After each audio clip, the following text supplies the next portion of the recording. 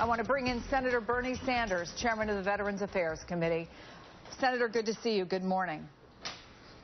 Good to be with you. Let me just play for you a little piece of sound that we heard from General Shinseki this morning, if I can. That breach of integrity is irresponsible, it is indefensible, and unacceptable. I've initiated the process for the removal of the senior leaders at the Phoenix VA Medical Center.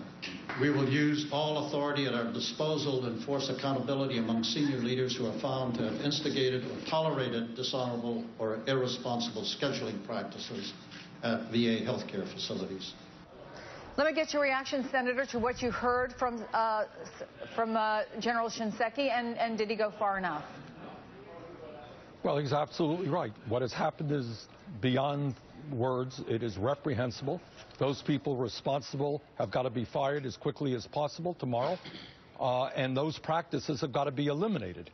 What I also want to say is that we need to pass an accountability bill.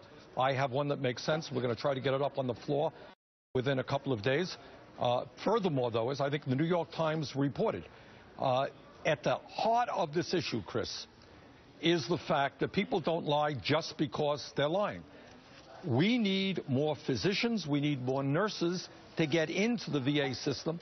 It is part of an overall crisis in primary care, and that's an issue that the Veterans Committee is going to focus on as well. If we believe that every veteran in this country is entitled to high-quality, timely health care, we need the staffing and we need the accountability to make that happen. Yeah, shocking numbers in that New York Times story that you talked about. 400 vacancies.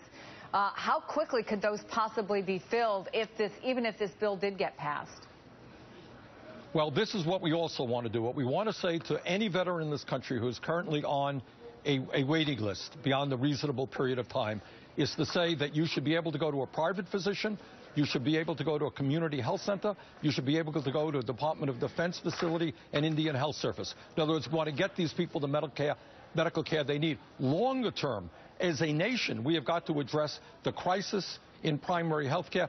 We need 50,000 physicians in this country in the next 10 years to address the needs of the American people, including the VA. And we're going to be working on legislation to address that as well.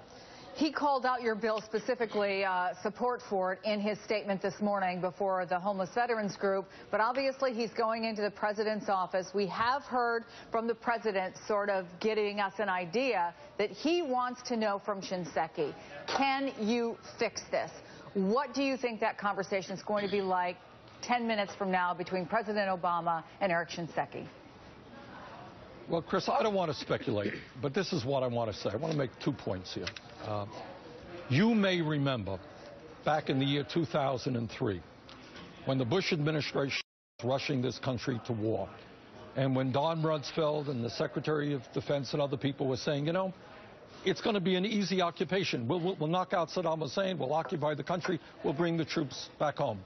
Do you happen to remember a very quiet gentleman who was then the Army Chief of Staff, leader of the Army, and he got in front of a congressional committee and he very quietly said, no, that's not going to be the case. It's going to be a lot harder than that. It's going to require hundreds of thousands of troops. And as a result of his statement, standing up to the Secretary of Defense, unprecedented, he was kind of pushed aside. History proved Shinseki was right. It was an act of great courage. I will also tell you that when he came into office in 2009, do you know how the VA was processing claims? They were doing it in paper. 1 million claims a year, very complicated claims. They were doing it in paper. If you think it is an easy task to go from paper to an electronic system with the thousands of employees you have around the country, you would be mistaken. They have done it. They're now on their way to significantly reducing the backlog. So I think you have a tough guy, a disciplined guy. I would like to see him end his term by accomplishing the goals he's established. When you say end his term, are you suggesting that he should at least go into that office and offer the president his resignation? Should he be fired? You know there are 111 No, people. I don't. No. 111 members of Congress who are pushing for that. I am aware of that. No. I think that this is a tough guy. I think he is. It's not only that he has 2 Purple Hearts and that he has served this country for over 40 years. I think this is a tough guy, a smart guy. I would like to see him be able to complete the job that he started and bring the long-needed changes to the VA that we have to see. Jay Carney would not directly answer. I don't know if you heard his press briefing yesterday. He was asked several times about the president's support, and he would not give a direct statement of support by the president for Eric Shinseki. What do you make of that? Well, I'm not going to speculate. All I know is that you have, in a very real sense, an American hero. If you ask me, Chris, what his problem is, he is not, he is not the great guy in the media. He's a very quiet guy. He's a thoughtful guy. And if you stick a camera in front of him, he doesn't do particularly well. But this is a man who, through his entire life, has shown great courage on the battlefield as the head of the Army. I would like to see him have the opportunity to make the very significant changes we need in the administration of the VA and be able to complete his job in dignity. Understanding that you would like to see this, you've been on Capitol Hill for nearly a quarter of a century. When you see the kind of pressure that's coming from members of Congress, and we should say there is obviously a political component to this, that many of the Democrats, for example, on the Senate side, who are calling for his resignation, do face tough re-election races. Nevertheless, there's no doubt about the pressure that's out there, not just by members of Congress, but by these veterans groups who have been calling for some time for Shinseki to step down or be fired. Can he survive?